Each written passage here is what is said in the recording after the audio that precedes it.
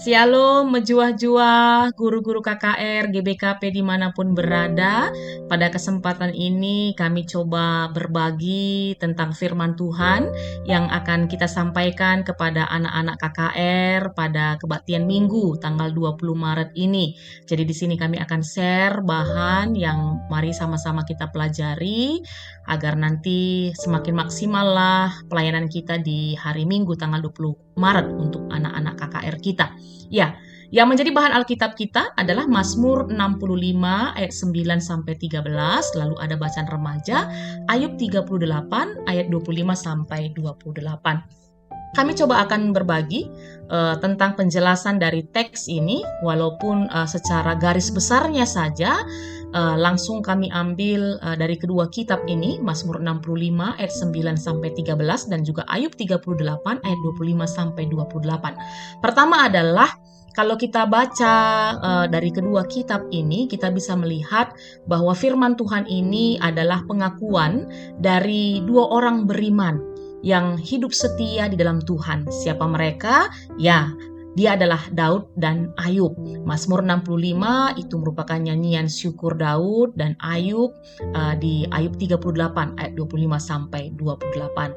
Nah, kalau kita perhatikan lagi, kita baca lagi firman Tuhan ini mengingatkan kita bahwa Allah begitu peduli dengan semua ciptaannya, tak terkecuali. Dan salah satu kepedulian Allah itu bisa kita lihat melalui penjelasan dari teks kita bahwa Tuhan itu menciptakan air untuk memenuhi kebutuhan semua ciptaannya. Kita lihat di Mazmur 65 ayat 10 bagaimana air membuat tumbuhan bisa bertumbuh karena tanah menjadi subur, kan begitu ya, karena air terus mengalir, terus diberikan kepada tanah sehingga tanah menjadi subur, otomatis tumbuhan bisa bertumbuh dengan baik. Kalau pemazmur Daud dalam hal ini memakai istilah Tuhan mengindahkan tanah dan mengaruniakan kelimpahan. Nah, selanjutnya kita lihat juga di ayat 11-nya bagaimana pemazmur mengatakan bahwa air mengaliri alur bajak ataupun sama dengan persawahan lah kita bilangnya, dan akhirnya apa yang terjadi? Tanah menjadi gembur. Otomatis kalau tanah gembur, tumbuh-tumbuhan juga bisa tumbuh dengan baik. Nah, kalau Ayub dia menjelaskan dan mengakukan bahwa tanda berkat Tuhan itu adalah dengan Tuhan memberi hujan. Hujan pasti manfaatnya sangat banyak, termasuk untuk tumbuh-tumbuhan, termasuk untuk tanah, sehingga akhirnya dari hujan yang datang itu bisa menjadi kelimpahan bagi ciptaan Tuhan yang lainnya. Ini garis besar yang bisa kami sampaikan tentang dua teks Alkitab kita untuk materi tanggal 20 Maret. Nah, sekarang kita mau lihat kelas balita dan anak kecil ya, guru-guru KKR. Bacaan tadi Mazmur 65 ayat 9 sampai 13 dengan tema yang diberikan buat kelas balita dan anak kecil yaitu hemat air. Nah, ada beberapa tujuan kami rangkum di sini. Pertama itu supaya anak dapat mengucapkan tema. Lalu anak dapat menyebutkan pentingnya hemat air, lalu anak dapat menyebutkan contoh perbuatan hemat air, anak dapat mendaftarkan akibat tidak hemat air, dan yang terakhir anak dapat menyatakan tekad hemat menggunakan air. Lalu metodenya itu cerita, alat peraganya cerita bergambar, dengan tema atau cerita mematikan keran air atau mencuci pakaian. Tawaran lagunya ada Kitab Nenden nomor 260 dan juga 262. Sekarang yang bisa kami tawarkan untuk kegiatan pengajarannya, pertama adalah kamu guru-guru KKR, mari bawa anak-anak kita untuk mengingat apa yang menjadi tema kita minggu lalu. Sebab memang beberapa minggu ini tema kita masih bersangkut paut bicara tentang air. Dan jawabannya benar bahwa minggu lalu tema kita adalah pencemaran air. Nah, minggu ini kita masih membahas tentang air. Ya, apa tema kita? Yaitu hemat air. Apa artinya hemat air? Yaitu kita tidak boleh boros atau sembarangan dalam menggunakan air. Nah, beberapa minggu ini dengan tema air sudah dijelaskan kepada kita bahwa air itu merupakan kebutuhan utama, ya, termasuk salah satu kebutuhan utama dalam kehidupan manusia dan juga ciptaan Tuhan yang lainnya. Untuk manusia, bisa kita lihat ini, bisa kita ingatkan lagi anak-anak balita dan anak kecil, yaitu minum, mencuci baju, mencuci piring, mandi, membersihkan lantai, memasak, dan sebenarnya masih banyak lagi kegunaan air. Tidak hanya untuk kita manusia, tapi juga untuk ciptaan Tuhan yang lainnya, seperti tumbuh-tumbuhan, hewan, kan begitu. Nah, setelah itu guru KKR ajak anak-anak belajar tentang apa pesan dari firman Tuhan dari Mazmur 65 ayat 9 sampai 13. Yaitu firman Tuhan kita ini berisikan tentang nyanyian ucapan syukur Daud. Kenapa? Karena dia merasakan bahwa banyak berkat Tuhan dalam kehidupan ini. Dan salah satunya, kan begitu, sesuai dengan teks kita mengatakan bahwa Tuhanlah yang mengaruniakan kehidupan ini. Tuhanlah sang pencipta, bumi dan segala isinya, termasuk air. Jadi oleh karena itu, kita bisa anak-anak bisa kita ingatkan kembali bagaimana Tuhan menciptakan kita manusia itu sama menurut gambar dan rupanya. Oleh karena itu berarti kita manusia Tuhan percayakan menjadi sahabatnya, sahabat Allah untuk menjaga bumi dan segala isinya, termasuk air, agar tetap dalam keadaan baik. Ya, jadi kita manusia Tuhan percayakan menjadi sahabatnya. Wah, ini indah sekali nih ya, bahwa kita manusia adalah sahabat-sahabat Allah. Oleh karena itu, apa yang menjadi firman-Nya supaya kita menjaga bumi dan segala isinya itu kita lakukan. Dan bagaimana cara kita menjaga supaya air tetap dalam keadaan baik? Salah satunya adalah sesuai dengan tema kebaktian minggu kita hari ini, yaitu hemat dalam penggunaan air ataupun hemat air sesuai dengan tema kita. Apa yang bisa kita lakukan? Contoh-contoh supaya kita bisa hemat dalam penggunaan air. Ini ada 7 ya. Nanti guru-guru KKR bisa ini kamu gunakan, kamu tunjukkan kepada anak-anak, atau ada lagi contoh-contoh yang lain, silahkan ya. Jadi ini dia paling tidak 7, apa yang dia sampaikan, perbaiki pipa dan keran kalau ada yang bocor, lalu tutup keran air pada saat menggosok gigi, matikan shower pada saat memakai sabun dan atau sampo, cuci baju dalam jumlah yang banyak, menyiram tanaman secukupnya, gunakan shower hemat air, lalu yang terakhir gunakan ember untuk mencuci mobil, atau bisa juga yang terakhir gunakan filter air. Nah, ini hanya beberapa contoh, tapi mungkin bisa kamu cari lagi nanti contoh yang lebih sederhana ya untuk anak-anak balita dan anak kecil. Nah, untuk itu nanti yang bisa kita sampaikan untuk anak-anak KKR, ajak mereka supaya membuat tekad supaya mulai hari ini saya akan hemat air, kan gitu ya, menggunakan air tidak boros, tidak lagi sembarangan, tapi dipergunakan hanya pada saat-saat diperlukan saja, supaya apa? Kita tetap bisa menjadi sahabat-sahabat Allah yang menjaga bumi dan segala isinya termasuk air tetap dalam keadaan baik. Ini ya yang bisa kita sampaikan untuk anak balita dan anak kecil. Nah, sekarang guru-guru KKR kita masuk di kelas anak tanggung dan remaja. Bacaan remaja itu ada Ayub 38 ayat 25 sampai 28 dan temanya bijak menggunakan air.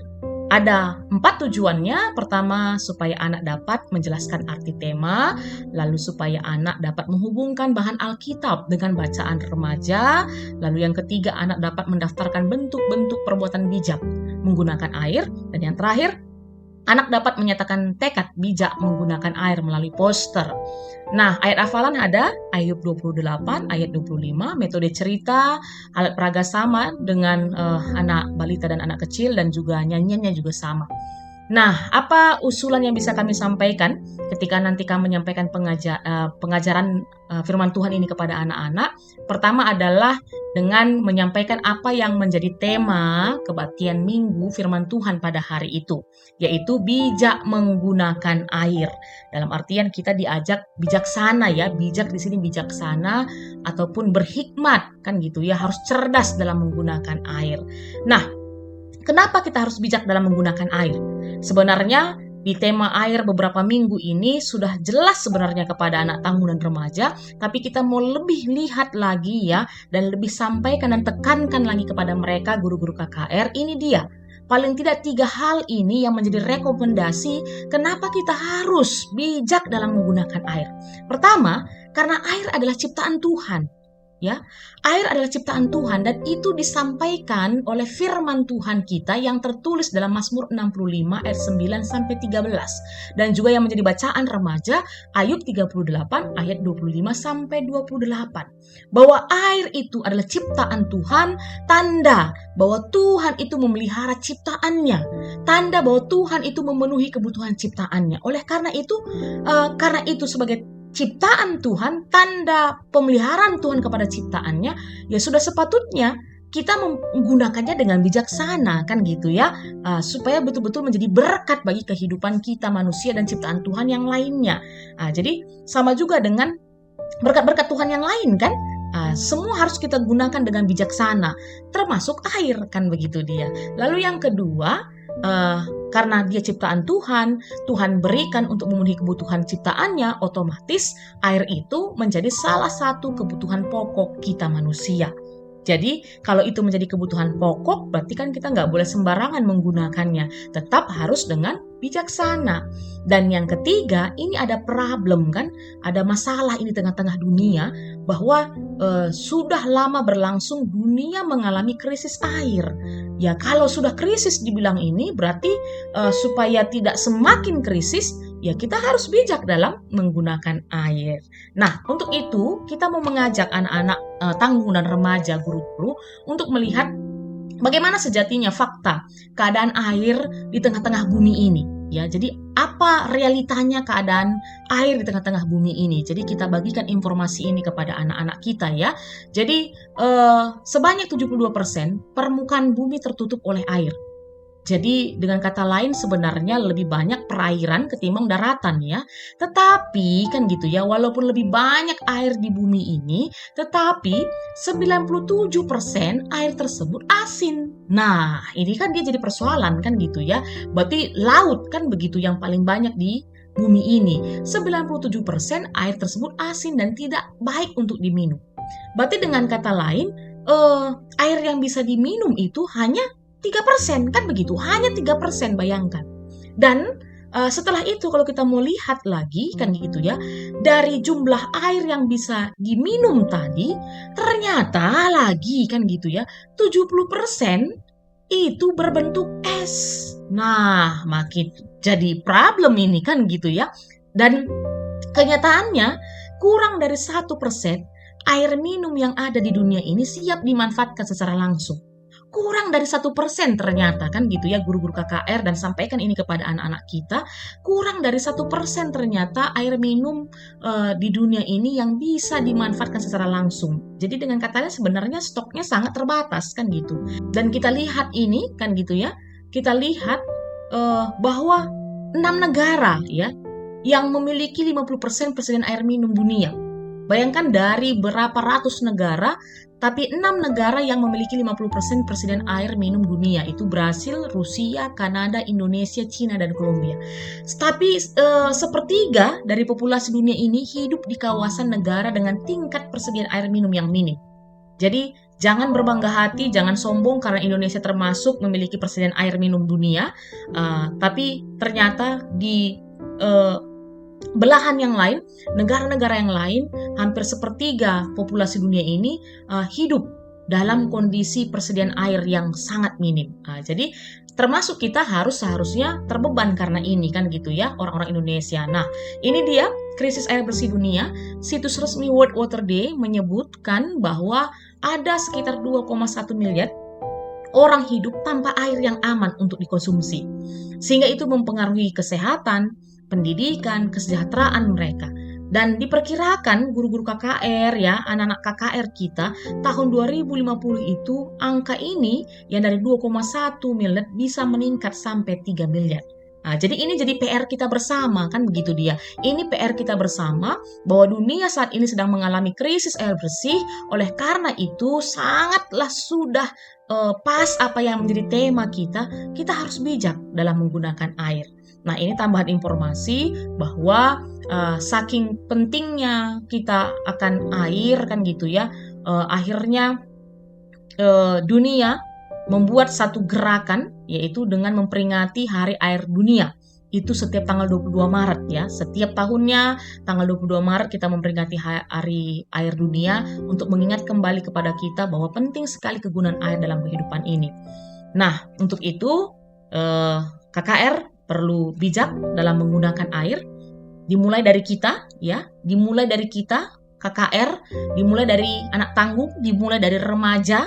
Jadi jangan masa bodoh karena ini, jangan anggap sepele karena ini. Lihat tadi dijelaskan kepada kita bahwa saat ini ada 2,1 miliar orang hidup tanpa air yang aman untuk dikonsumsi. Hati-hati kita, jangan bangga karena saat ini mungkin di tempat kita masing-masing air masih melimpah ruah, tapi itu juga bisa habis kan begitu ya. Bisa kita mengalami krisis air kalau kita tidak bijak dalam penggunaan air. Oleh karena itu kita perlu bijak dalam penggunaan air. Dan bagaimana caranya? Nanti guru-guru KKR bisa memperlihatkan kembali gambar yang tadi ya, yang kami sampaikan kepada anak balita dan anak kecil, 7 cara hemat air. Ya, lalu setelah itu ini yang menjadi puncaknya, penutup, ajak anak-anak untuk membuat poster ya, untuk menyukseskan tema kita dalam penggunaan air. Kalau kita lihat nanti di buku pedoman KKR itu ada contohnya ya. Jadi bisa nanti kami suruh anak-anak dalam 1 minggu ini membuat poster masing-masing, apa yang bisa menjadi tekad kita untuk selalu diingatkan untuk hemat atau bijak dalam penggunaan air.